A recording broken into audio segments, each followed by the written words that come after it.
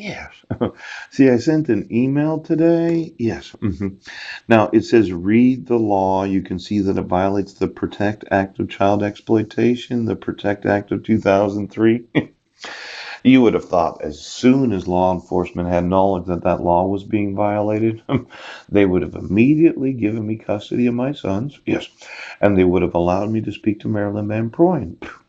See, this idea that you can issue court orders that happen to violate and exploit children, violating their civil rights, yes. Now, the exploitation of Legina in that picture in the Rotarian newsletter, yes, could be considered abducting children from foreign nations because of the use of adoption orders. Yes. Now, it could be a miscarriage of justice. Poop.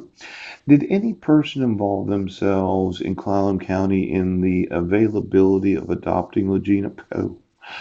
Now, using adoption the same way as using protection orders and the dissolution of marriage, yeah, has been used to abduct children. Now, I put some screen prints in here called attempt liability for international parental kidnapping. Yeah. Uniform Child Custody Jurisdiction and Enforcement Act. I told you about that before? Yes, yes. The UCCJEA. Yeah. See, when you issue right now, why don't you give me all the adoptions? Every adopted child in the United States for the last 40 years, their actual parents, and then how many of them used a newspaper to advertise that they'd adopted a child?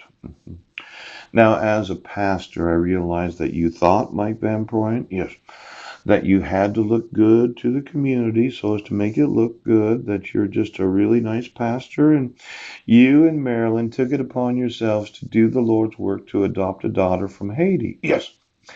But there's a possibility that you actually kidnapped her. Poop. See, when you adopt a child, how many children, yes, of adoptive parents do they actually write a newspaper article about them the first few years that they're adopted? Oh, oh. See, I can Google the actual names of every adopted child in the United States. Yes.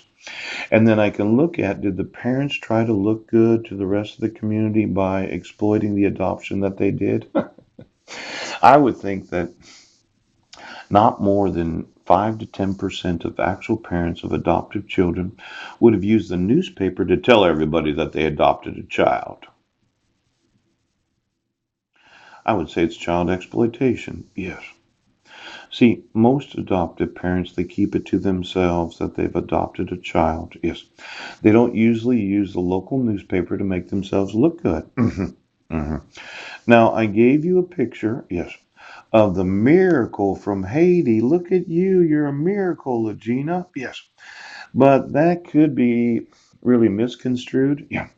What if you're not a miracle? Poop! What if you're just an adopted daughter from Haiti, like so many other adopted children? The spiritual spotlight, yes. Now, considering this idea that your Christian parents, yes, were able to adopt you, is there something special about them as adoptive parents where they had an income? Yes. They had 5 other biological children? Yes. And they had no criminal record, no arrest record. I mean, really, when you think about it being a miracle, yes. Is it really a miracle? No, it's not.